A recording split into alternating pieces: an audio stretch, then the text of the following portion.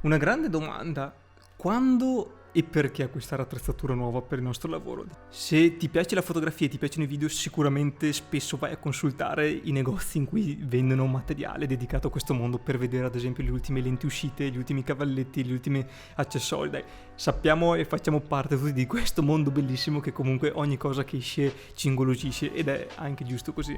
Però c'è un grande tema dal punto di vista proprio di strutturazione, no, del lavoro.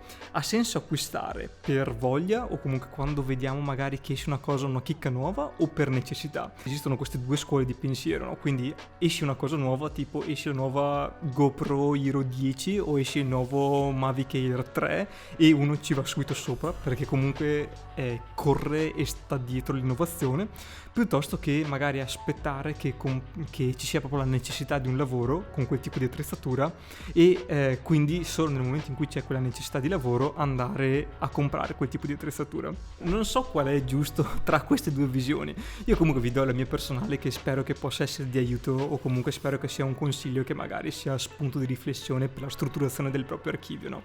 In generale a me piace molto l'innovazione, piace molto la tecnologia, mi piace documentarmi e a volte, come dire, mi concedo anche il lusso di regalarmi qualche prodotto nuovo da dedicare a questo tipo di mestiere, no? Cioè è chiaro che se esce ad esempio una lente che mi piace molto o un drone che secondo me funziona e comunque è interessante proprio come oggetto, faccio fatica anch'io a resistere, no? Cioè magari lo metto in lista del carrello Amazon o comunque inizio a consultare i negozi che lo vendono, perché comunque insomma è un mestiere che vive anche di passioni e di vizi ed è giusto così.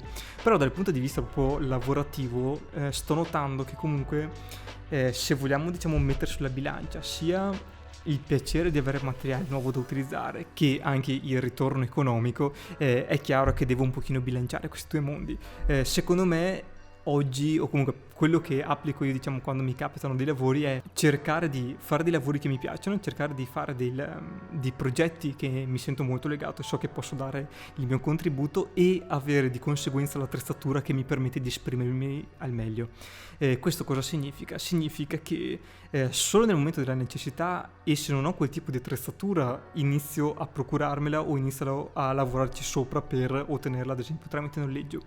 Però comunque non deve essere l'attrezzatura che condiziona la tua ricerca progettuale, ma deve essere comunque uno strumento. Quindi se io vedo tutto come semplicemente uno strumento per rendere al meglio le mie idee, allora a quel punto lì mi basta avere l'attrezzatura per quei progetti e non andare a caricare troppo il portafoglio della mia azienda iniziando a comprare cose che mi piacciono, no? Quindi ragionare meno di pancia e ragionare molto più di testa.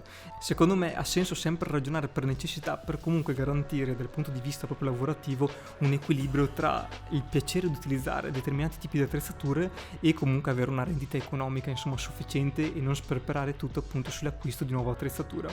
Quindi la cosa migliore secondo me è avere bene a fuoco quello che ci piace e quello che è necessario dal punto di vista progettuale delle cose che vogliamo tirar fuori, no? Quindi se ad esempio a noi ci piace fare ritrattistica, faccio un esempio, devo avere comunque la strumentazione che mi permette di fare quel tipo di lavoro.